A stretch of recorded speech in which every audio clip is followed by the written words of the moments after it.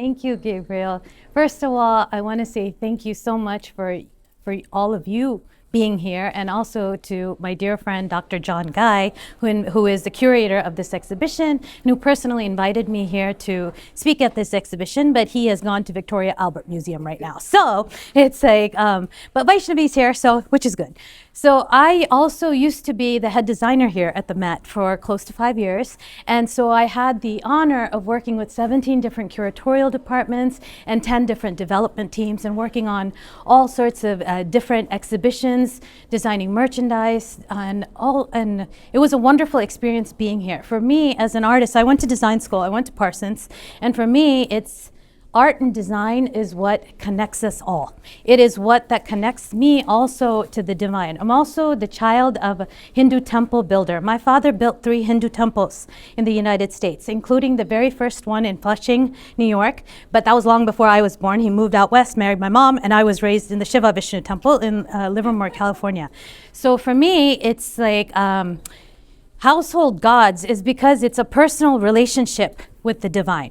And as at NYU, I founded NYU Hindu Center as a way for, and so again, Flushing Temple, actually, they helped me build the Hindu Center. They donated murtis. I don't like to call our deities idols. I call them murtis, which means a manifestation of the living divine, essentially, is what that means, right?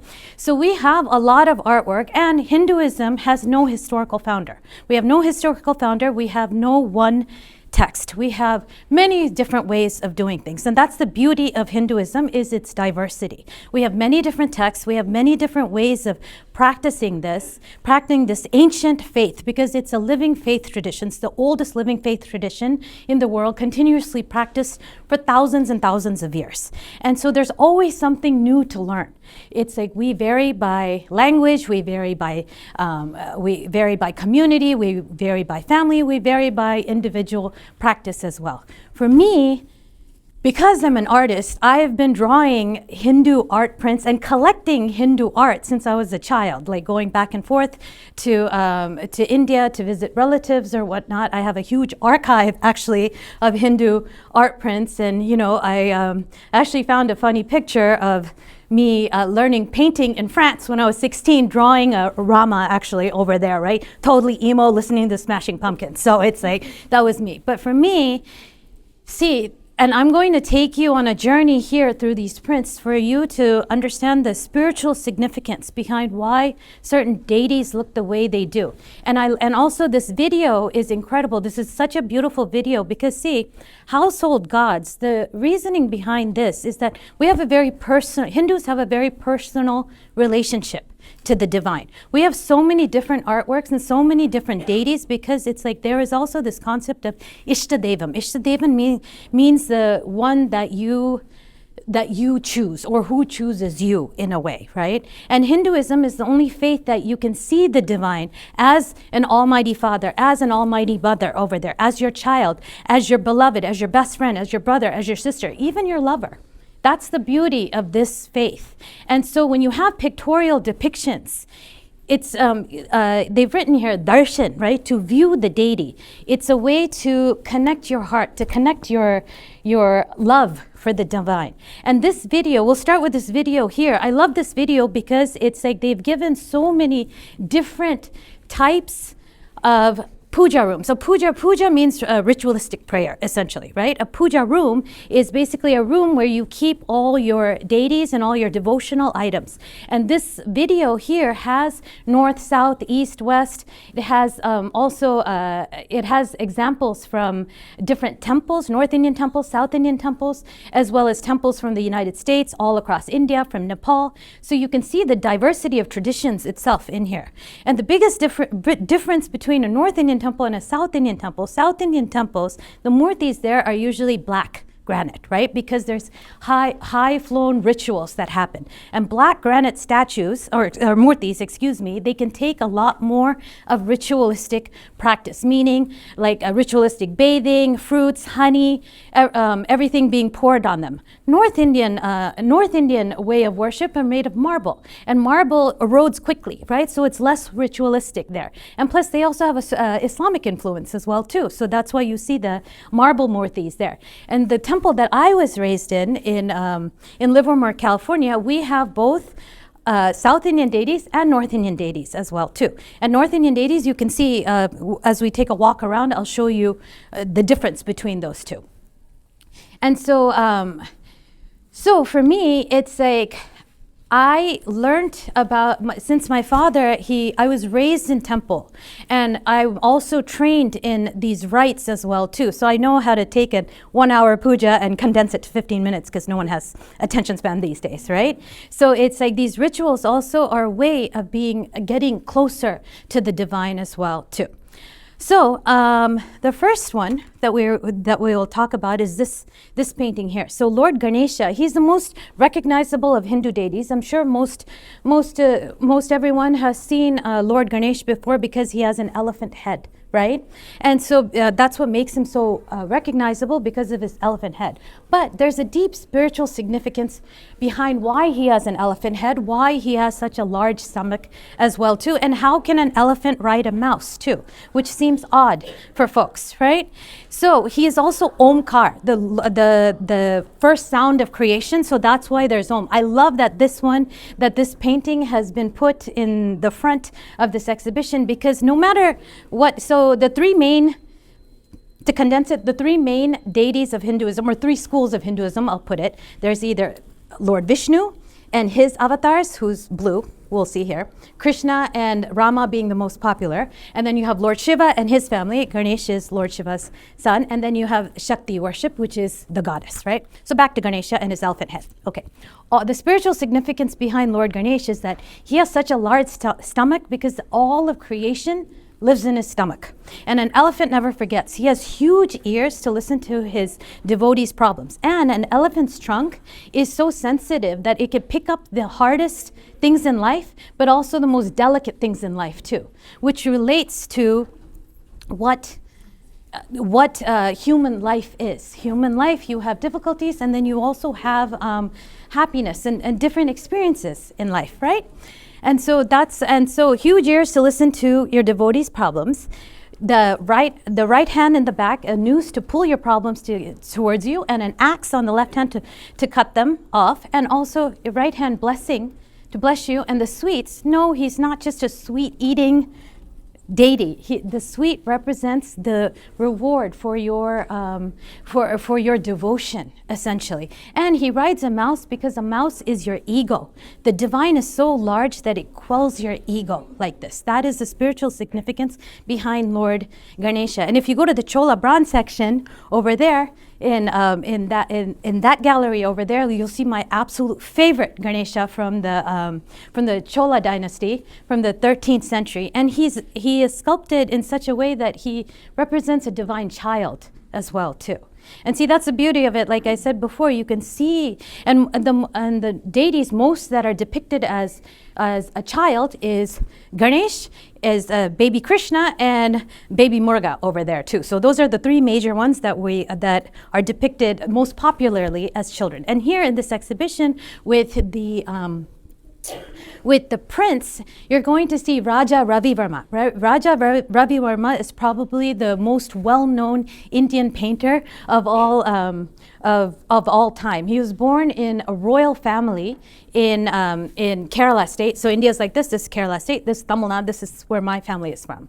And so he grew up and he also trained in European techniques as well too. So you'll see a lot of the European influence in his artwork, which I think is really wonderful. This exhibition, especially because it's also a mixture of different cultures coming together also, which is what I find so beautiful too.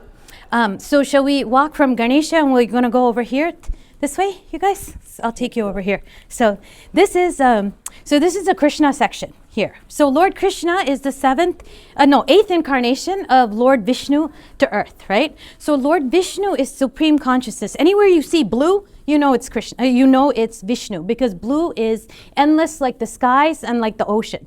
So if you can look out the window and you'll see a Vishnu on this side, right? You'll see all his avatars have been carved. Also, it's from the Hosalya dynasty, I think it's the Vishnu over there. I'll point it out to you there. But Vishnu, so Sri Krishna and Sri Ram are the two most popularly worshipped incarnations of Lord Vishnu to earth. So this print here, it's actually a blockbuster print, right? This is one of the when it was created, it sold out immediately. John told me this, and I think so. And I think this is a really beautiful, stunning print because it shows Lord Krishna as a young man as well too. And look, Krishna also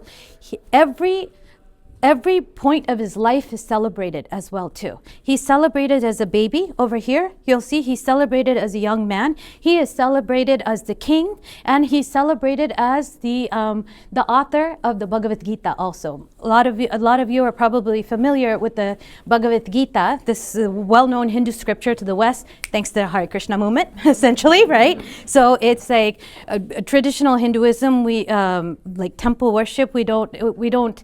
There's no idea of conversion. Everyone is welcome to the temple, and you can worship any way you would like. But since Krishna was born in the north, we're going to move over here. See, there's baby Krishna here. So quick rundown of Lord Krishna's story. He was born at midnight, and his uncle tried to kill him, and so his father smuggled him out at midnight and he grew up in Gokul, the darling of Gokul, right? And he grew up to be the king, and then he defeated his uncle, and he became the king. So baby Krishna here, and his exploits and his boyhood stories are all told in the Bhagavad Purana. They're told in all these wonderful stories about Lord Krishna. But this print particularly, it also has Islamic influence here. You see the arches in the back too, right? So I know a lot about Islamic art too, because it's part of the Islamic gallery openings. I actually have a degree in Arabic calligraphy too. Fun fact, I'm Hindu and I have a degree in Arabic calligraphy. But another thing about Lord Krishna, because he was born in North too, it's that if you guys are familiar with Qawwali, which is the devotional traditions of Islam, singing, a lot of the repertoire has songs on Lord Krishna as well too, because he was in the North. We have that cultural and interfaith mixture that happens in the North, which I find very, very beautiful.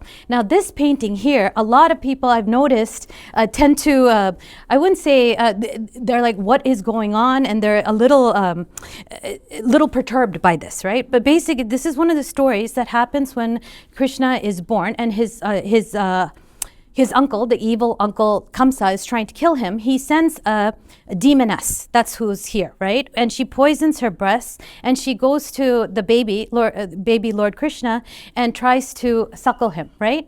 And so he sucks the living life out of her. Essentially, that's what happens here in this painting. So it's nothing to be super afraid about or scared about or anything, but this is what happens. This is the story behind this illustration here. So again, Raja Ravi Verma press as well. Raja Ravi Verma is the one, the press, if you read the story here, he's the one who popularized these prints. He was trained as a traditional painter, but then him and his brother popularized making prints so that everyone could buy a piece of artwork and keep it in their homes, and to be able, and plus, it's like when you have a household god and you have a print, it's like a portable deity. It's like a portable faith. You could stick it in your wallet, you could hang it on your wall, it's something divine that you can connect yourself to the divine, correct? So then we go over there to this section here.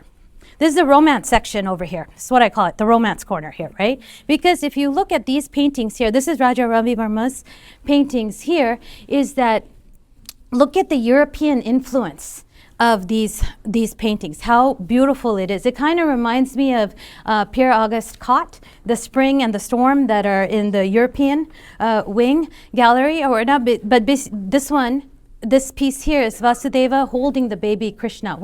Remember I told you that Kamsa was trying to kill Krishna, so it's his father has escaped to take baby Krishna with him to the village. And this is Nala Damayanti's story, right? So Nala Damayanti's story is one of the most romantic episodes in the Mahabharata. So there's two very important epics in Hinduism. The Mahabharata is the longest known poem known to mankind. And the Bhagavad Gita is an excerpt from the Mahabharata, right?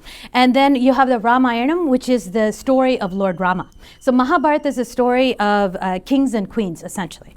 So Nala Damayanti's story it's actually a story of faith. And what I love about this print is the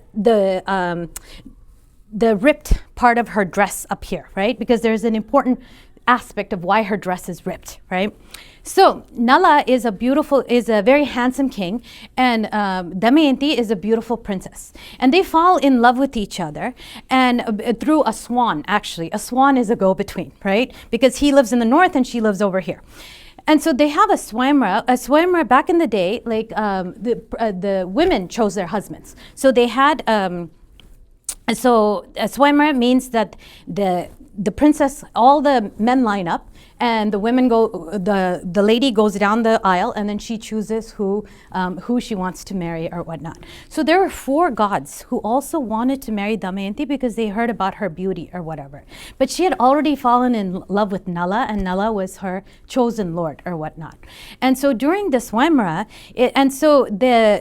everyone's on the way to the swayamvara, and the gods encounter Nala, and they say, well, one of us wants to marry the princess. And he's like, okay, well, what am I going to do? I'm not going to fight 4 gods, right? Mm-hmm. And they're like, well, can you go to her and tell her this or whatnot? So they make him invisible. He goes to Damayanti, and he says, look, one of these deities wants to marry you. You will be immortal if you marry a deity. She's like, no, I've given my heart to Nala, right?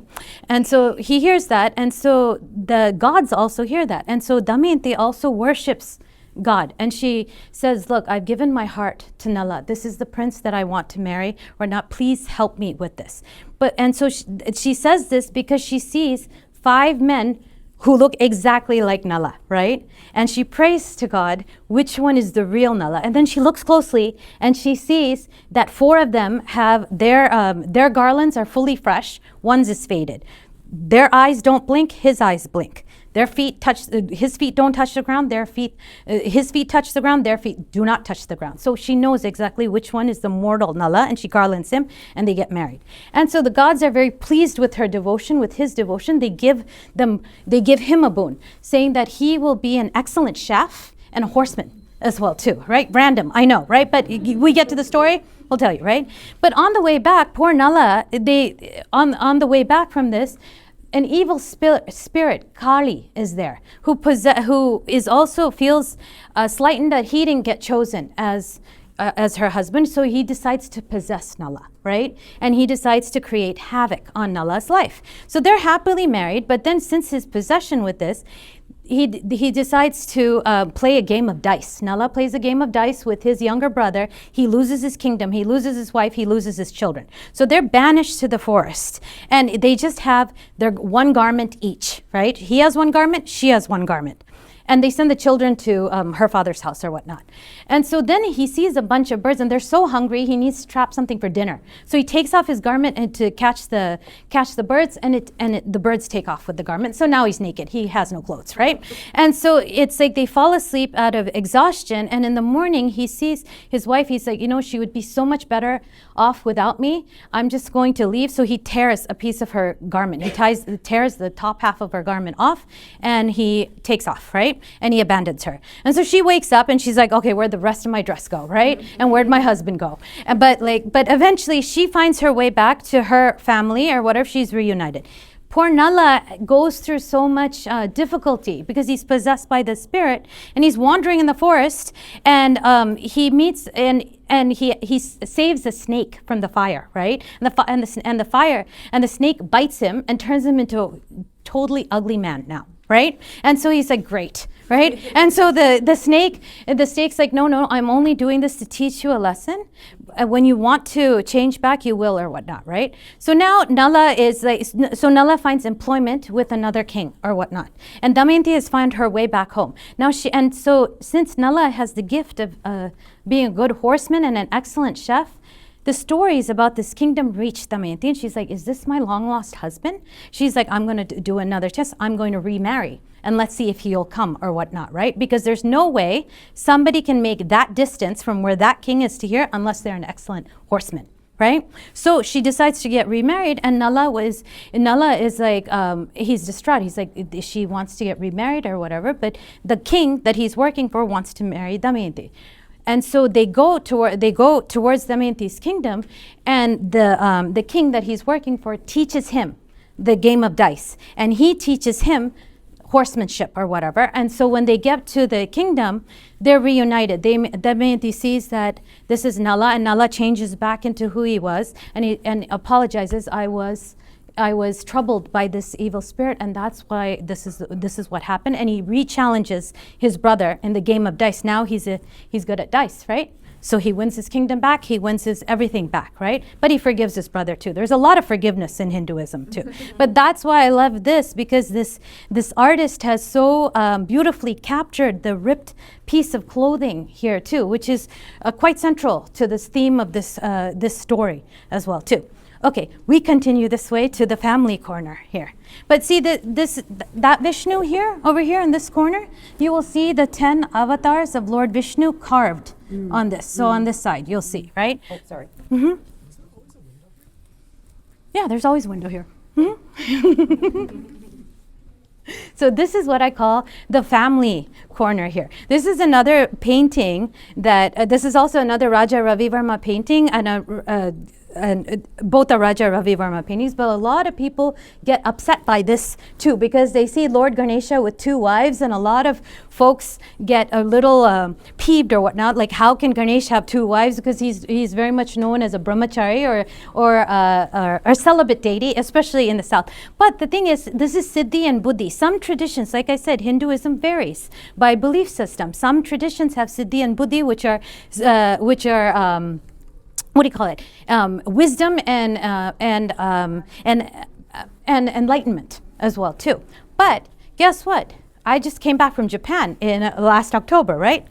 If you saw Ganesh in Japan, it's like he's merged with the female counterpart there, right? And he's known as Kangitan there, or Shoten there. And there he is very much worshipped as a deity for marriages, for romantic relationships as well too. Like everyone goes to Sensoji temple, which is the Instagram temple with everyone dresses up in kimonos, but around the corner there's Matsushima Shoden temple, which is the first temple in Tokyo. There are over 250 temples dedicated to Ganesha, Kangitan, or Shoten in Japan. And so that Japanese priest also, he told me, he's like, it's the same deity, it's same Lord Ganesha, but he is different here where he's merged with the canon, right?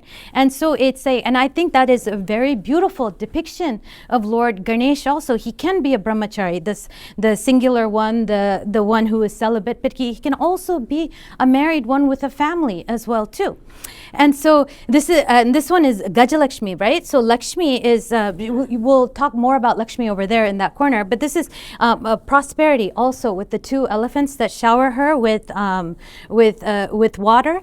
It's the lotus flower the lotus is very important in dharmic traditions, because the lotus represents beauty as well too, because it grows in muddy waters, but then this beauty comes out of this muddy water. So water. So it's spiritual enlightenment, and no matter how difficult your life gets, the divine is always there too. So that's the spiritual significance behind that.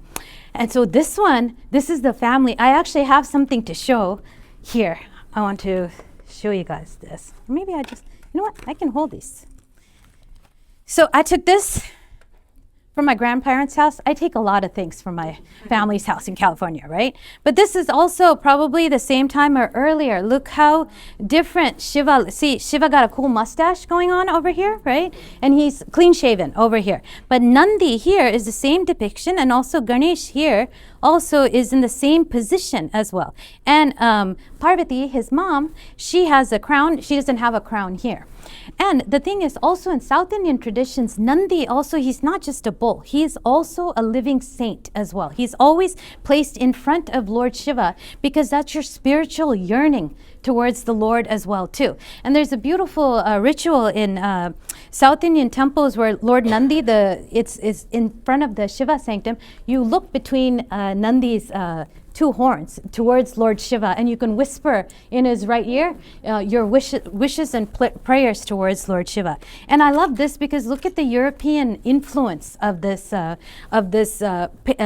picture as well too. And there's a fabulous textile fragment that's in the Victoria Albert Museum, painted by a European artist of the same holy family of Shiva, Parvati, and Ganesha. But Ganesha is a child in Shiva's lap, and European babies, like British babies, don't have much hair, but Indian babies do. So that Ganesha has a tiny little tuft in his hair sitting and Ganesha and Shiva has a full beard and mustache and going on like British men did that day. But it's really nice to see the interconnectedness and influences of all of these cultures coming together.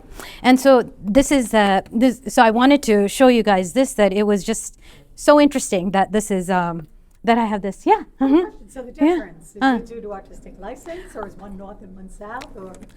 Artistic license. It has to do with artistic license, essentially. Yeah. Mm-hmm.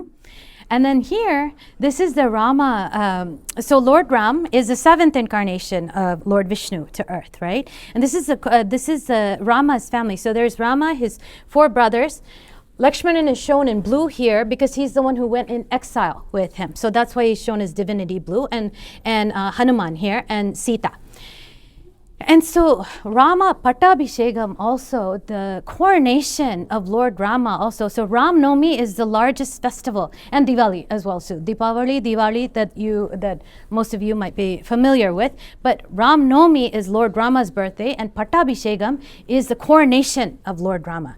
So Ramayanam also, Ramayanam is a holy scripture for us, and it tells the story of Lord Rama because he is the exalted king, and of Lord Hanuman too. And I wouldn't call it mythology because there is archaeological evidence of the land bridge between Sri Lanka and India that Lord Rama's army built. And the reason that bridge is still there is because on the stones they wrote Jai Shri Ram, right, which means praise to Lord Ram, and they threw the stone into the ocean, and that's what made the land bridge, right, of this. So Ram Navami, the Pattabhishekam, the coronation of Lord Rama, if you go to the Flushing Temple, they do a beautiful job on a beautiful festival to celebrate this, because it's such a happy feeling that the Lord is coming back from exile. And another fun story, a unique story, is it's Pride Month right now, right? Pride is that the first group of people, in some traditions of the Ramayanam, it says, was a group of transgendered women who welcomed him back from exile. They were the first people who sat on the banks when he went into exile and said, we're going to sit right here until you come back from exile, right? And they did. And when he came back, he welcomed them with love and happiness, and he hugged them. And that's also Diwali is another celebration they light up the rows of lamps to welcome Rama and his family home from exile, right? So Rama Pattabhishekam. Okay, then we're going to go to Hanuman over here. So Hanuman here, so Lord Hanuman, you see Hanuman here, and you see Rama and Lakshman here, right? That's his brother. So Hanuman, Hanuman is not just physical strength, he's spiritual strength as well too. He's often identified as monkey general, monkey general, monkey. And I think the word monkey, it got mistranslated over time because he's from the Vanara race, right? Vanara literally means forest-dwelling people. So the story goes is that Hanuman, he saw Lord Rama, or the divine, right here. He met him in the forest because Sita had been kidnapped by a demon, and Rama and Lakshman are searching for her. And Hanuman sees Lord Rama and sees Lakshmana, and his heart explodes in love, right? In divine surrender. So that's what this this portrayal over here his. And you know, Hanuman is also the lord of physical strength and spiritual strength as well. And Hanuman, he's also the patron deity, because you'll see this kind of imagery in a lot of gyms across India, and bodybuilders also love Hanuman because he's strength. And the story here is that Lakshman gets injured in battle, right? And they send Hanuman to go get a medicinal herb, but he can't tell which herb the doctor wanted, so he brought the whole mountain, right? So that's faith moves mountains, essentially, is what this means as well too. The spiritual symbolism behind that. So Hanuman also is said that he never left the earth, right? That is because when Lord Brahma's avatar ended on earth, he gave Hanuman a boon, right? A wish. He said that anywhere my name is said, Jai Shri Ram is said, I will be there. And you can tell that right there in the Bhagavad Gita. You see Hanuman is, because that's the next avatar, right? Lord Krishna, Hanuman sitting there on the flag post, hanging out right there. See? Mm-hmm. So that's how you know that Hanuman is always there. Hanumanji is always there. And remember, you guys, that we have 1 million names for the same deity. So Hanuman, Anjaneya, they're all the same deity. We just have 1 million different names for the same divine, right? So that's Hanuman. This story here, so this is Bhagiradan here. This is the sage Bhagirath, right? So this story, this is Lord Shiva that we saw over here, Ganesha's dad over there, right? So Lord Shiva, and this is the Ganges River in the form of the river goddess Ganges, right? So Bhagiradan, his ancestors, he had to bring the Ganges River down from the heavens in order to absolve them of their sins, and so that they could reach moksha, or liberation from rebirth or whatnot. So he prays to Lord Shiva, because Shiva is the only one who is able to withstand the Ganga's fall from the heavens, essentially, right? And so he prays to Lord Shiva for years on end, and the Ganga starts to descend from heaven, right? But Shiva has to be able to catch her, because if she falls to earth, she's going to wipe out all creation with her force, right? So he traps her in his hair. And Shiva is known as Jata Juta, right? The one with the dreadlocks, the one with the matted locks. But here, the artist shows him with Pantene Pro-V hair. Isn't that cool? With his hair out, right? Which is very interesting, right? And so, because you'll see over there, Shiva there, you'll see the Ganges in his hair over there, right? Depicted as a woman, in that painting over there, right? But he catches Ganga, and see this story also. I'm trained in Indian classical dance, 3 forms of Indian classical dance. So Bharatanatyam, Odissi, and Kathak, and Kuchipudi drama. Kuchipudi is another South Indian classical dance form. There's a lot of stories about, Shiva and Ganga, that he falls in love with Ganga, and then Parvati is jealous of Ganga as well. It makes for a good drama as well too, right? So it's like a lot of stories are shown in this dance drama as well too, right? But this is Bhagirath, the saint right here, who propitiates Lord Shiva, and this is a Raja Ravi Verma painting as well too. I love this one, because this is Lord Vishnu and Parvati. So Vishnu, when he's not Krishna and when he's not Rama over there, this is very interesting, because this is a very unique depiction, because he's like, this my pal, right? So it's like, usually they don't have this my pal arms around each other, right? Usually it's depicted Lord Vishnu is in he's lying down. I think there might be an artwork in that gallery or two. There might be one in Tibet too, right? And then because it represents the spiritual significance, is because they're the divine couple. They're always together, and spiritual enlightenment as well too. But this is a very interesting depiction, because they look like friends instead of actual husband and wife. And so then this one is Muruga, right? Skanda. So the key image for this exhibition is actually Lord Muruga. I put it on my bag right here, because I designed this for the show, right? Because see, this is Lord Muruga, same deity. Here he's singular, because we're going to talk about Lord Muruga. Here he has 6 heads, and here he has his 2 wives here, right? And that's the full image that you can see. It's a Raja Ravi Verma painting. And then this is the Tamil Om. Remember I showed you the regular Om over here? And this is Tamil Om, right? So, sorry. Thanks, Abhinav. Abhinav's my Vanna White today. Okay, so So Muruga here, Lord Muruga here, he is known, it says here that he, in the north, he's known as the older son of Lord Shiva and as the older brother of Lord Ganesha, right? But in the south, he's known as the younger son, and he's very much a beloved deity of Tamil people, right? Because it's believed that Skanda, Muruga, Subramaniam, we have a million different names for the same deity, I'm telling you, right? He gave us our language, right? So Sangam literature, it predates even Sanskrit. And Tamil is the oldest living language, continuously spoken language in the world, next to Tamazirt of North Africa, right? And so Tamil language is quite quite difficult, I'll tell you that. The only reason I speak Tamil fluently is because my mother refused to speak to me in English. That's how you train your kid who's born and raised here, right? So my mother gave me my language, my father gave me my faith, essentially, right? So I made a video on Lord Muruga on Instagram, and it went viral for some reason, right? So, but I'll tell you what the spiritual significance of Muruga and why he's so important to me and why he's so important to Tamil people as well. I told you that he gave us our language and the number 6, right? Because that painting, that Raja Ravi Verma painting that I showed you, he has 6 heads. The spiritual significance is he has control over 5 senses, and that's the 6th head. He has control over over his 5 senses.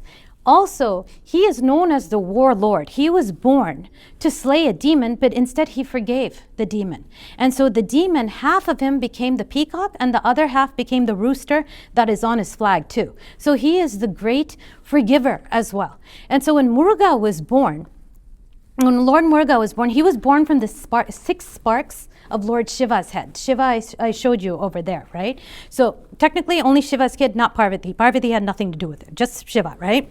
So 6 sparks came out of, 6 divine sparks emerged from Shiva's face, and they were carried by Agni, the lord of fire, and Vayu, the lord of wind, through a forest, but it was so hot, they dropped it in the river Ganga, and they blossomed into 6 lotuses, and in 6 lotuses there were 6 babies. And then Goddess Parvati came together and merged them all together into one child. And so then everyone started fighting over Muruga. They said that he's our son, our son. All the divine parents claimed him. So Shiva solved the problem. I'll give you 6 different names for Muruga, right? So number 1, he is Mahasena. When he's Agni's son, he's Mahasena. When he is the forest of the reeds, Sharavana. When he is Ganga's son, he's Kumara. When Kritika's son, so the nymphs who raised him, right, are actually the Pleiades constellations in Western astronomy. He's Kartikeya. And then when he's Parvati's, then Kumara, when he's Ganga's son, then Skanda as Parvati's son, and Guha as Lord Shiva's son, right? And so Muruga, because we're Tamil people, we are so, anywhere you find Tamil people, you're going to find Lord Muruga. So that's in, because I have my makeup palette that I have to show you guys too, right? Because see, Muruga is, because he's known as the beautiful one too, because he's always shown as a charming young man as you see him portrayed here, or as seen in the main image that you see on the poster there. But he's known as beauty, right? His charming smile and things like that. So the Batu Caves in Malaysia, actually Urban Decay Cosmetics, they have Lord Muruga here on their cosmetic palette because he's beauty as well too. But anywhere you find Tamil people, you're going to find Lord Muruga. And because our language connects us so much, it's that we don't have any distinction between faiths either. Everyone loves Lord Muruga. I'll tell you, for example. So I go to London a lot for work with different museums, and I was looking for this one Muruga temple, and I was standing at the bus stop, and there was a Muslim girl, full hijabi girl standing there. I said, I'm trying to get to the Muruga temple. She's like, oh, you mean Subramaniam? I'll take you, right? I'm like, how do you know who Subramaniam is, right? And she's like, oh yeah, I'm going there to eat, right? I was like, oh. And so like, yeah, South Indian temples, we always have food. It was Ramadan time, iftar. She was going there for iftar, right? And that's the beauty of it. There's another, the Tamil speaking Singh on Instagram, right? He's a full Sikh with the turban. He speaks Tamil fluently, takes part in every single Muruga festival that happens in London, right? And that's the beauty of Lord Muruga, is that he's such a unifying deity. Even though he's called the warlord or whatnot. He's bringing folks together. And also in London, I met someone whose father's Muslim, mother's Christian, or vice versa. They all go to the Highgate Muruga temple together, right? And nobody questions them, so no one asks any. They take part Thai Pusam, in Skanda Shashti, all the major holidays associated with Lord Muruga, right? That's the beauty of Lord Muruga and his charming smile. That's what I wrote on my design too, is because he's beauty also in his smile. And there are 6 major pilgrimage spots to Lord Muruga in Tamil Nadu also. Arpadai Veedu. Can you see how difficult my language is, right? And I also call him the glute buster deity as well, because all his pilgrimage sites are on top of a mountain. The Batu cave's on top of a mountain. You have to walk up, other than one temple. But you know, he is very, very popular in the south. And in north too, he's known as Karthik, but his worship is not as well known as it is in the south, even though his archaeological evidence has been found in ancient Afghanistan as well too. So he is a popular deity, but for Tamil people, he's our great love. So that's Lord Muruga over here. Oh, there's just so much to talk about, and I just okay.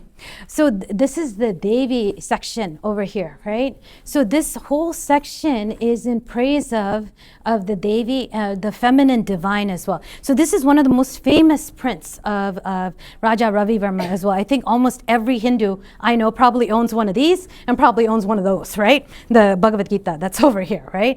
But Lakshmi is the goddess of prosperity and beauty. And also she's, so another fun fact about Lakshmi is that, you know how like everyone's obsessed with marriage or whatnot, right?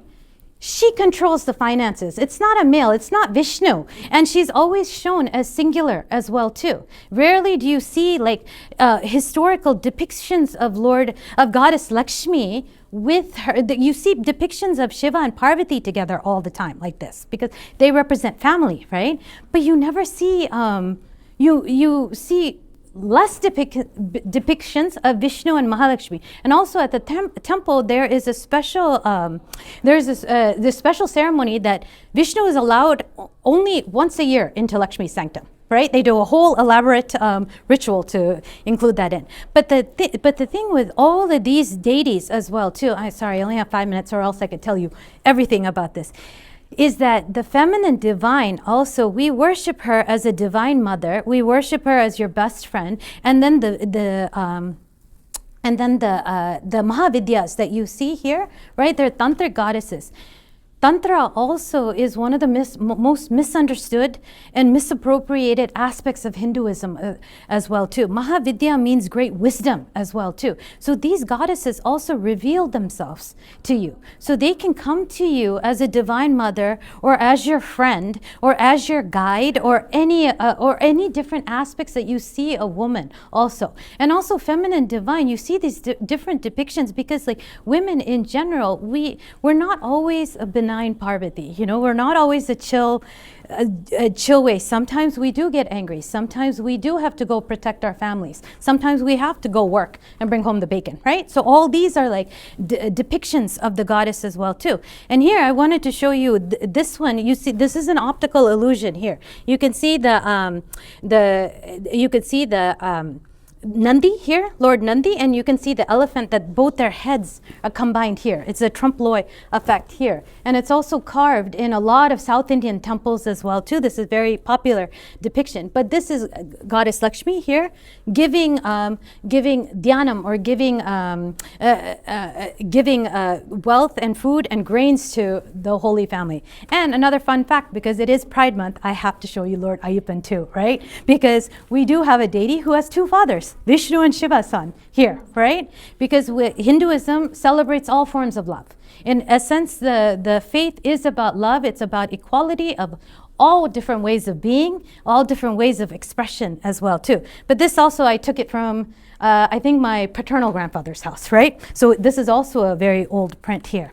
And here, if you go over here, this section here, Mahakali also is probably one of the most misunderstood deities of all time too, because she's so what it represents is that she is energy, and the color black is all powerful, that it absorbs all color, right? So that's why she is and Kali means time also. She is the ruler of time as well, and this is your consciousness, which is inert, that's presented by Shiva, and she is energy here. That's your past karmas and everything that she is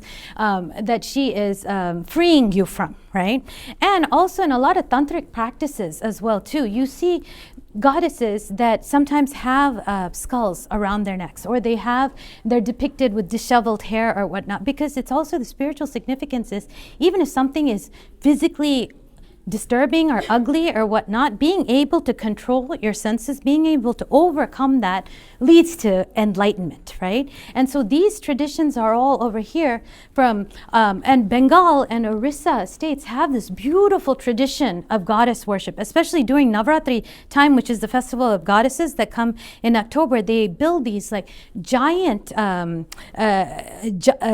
stages with depictions of the goddess, with Durga, especially with long hair. And in the north, Saraswati and Lakshmi and Ganesh, the two goddesses, are considered her daughters as well. But in the south, they're all separate entities, which is very, very interesting. So this is this is another Ramayanam depiction. Some conservative thoughts of Ramayanam, they omit this chapter, the last chapter altogether, that Rama abandoned his wife and things like that. So this is a rare depiction as well too. And look, Ramayanam also is depicted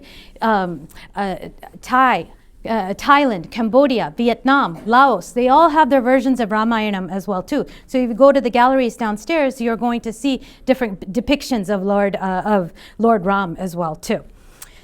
And so, so this is, so again, the different goddess depictions here come from Calcutta, and it's very, it's really beautiful to see the difference. You see this goddess over here, and then you see Lakshmi rendering over there. How different the feminine divine can be.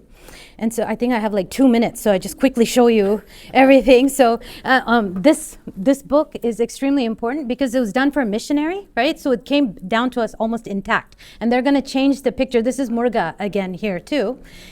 And this depiction over here, Tipu Sultan was the Muslim Sultan. He was the OG for fighting the British as well, right? The Mysore Maharaj Tipu Sultan, essentially, right? So he killed a tiger when he was very young, and so that was his emblem, right? And he was one of the freedom fighters against the British. So that's what this depiction is, but he made a musical box of this tiger eating British man. It's in the Victoria Albert Museum, but actually a rendering of this is in the Musical Bodies exhibition by a Pakistani artist. So if you guys get a chance to see the Musical Bodies exhibition, you should see that too. It's really beautiful. And the last piece here, Jagannath here. So the word Juggernaut in English comes from Jagannath, right? Jagannath here is actually Lord Krishna as well too, from the Orissa state, one of the largest pilgrimages as well too. And the reason Krishna, his brother and his sister Subhadra look like this, again, this is a story of faith, right?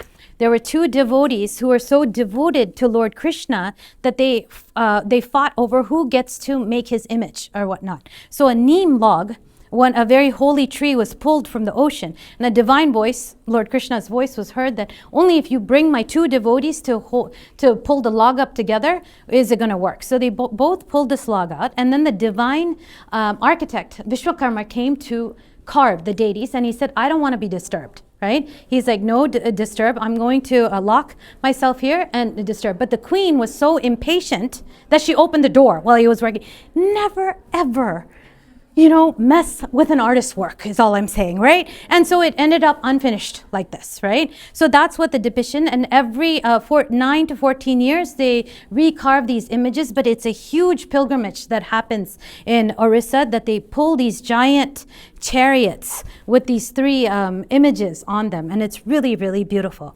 And lastly, I'm going to show you Bhagavad Gita over here, right? So this is a very popular print, right, of the Bhagavad Gita. One thing about Bhagavad Gita, I will tell you, the reason Bhagavad Gita is so popular is because of the British, actually, right? The curator told me this, that before the British came, the Bhagavad Gita was a scripture in Hinduism, just one of scriptures of the many scriptures within Hinduism. When the British came, they were very confused by all these languages going on, all different ways of thinking and being and people. They didn't know what to do. So they extracted the Bhagavad Gita from the Mahabharata, and they're like, here you go, Hindu Bible, right? And then more imagery of, and more pictorial depictions of the Bhagavad Gita started to appear. And plus it was popularized by the Hare Krishna movement too. Krishna is the central figure, and it was started by a guru, right? Like they follow the lessons of one person, just like the largest Hindu temple they say in the United States is, it's Swaminarayan temple. They follow a guru, a Swaminarayan. But traditional Hindu, like if you go to Flushing temple, you see all different deities, and everybody is welcome there, because outside you have a flame of truth with every sign of every major religion shown around it to show the equality of all faiths, because Hinduism believes in Ekam Sat. All faiths lead to the same divine, and Vasudeva Kudupagam, which means the entire world is one family. Thank you guys so much. I appreciate you guys all being here.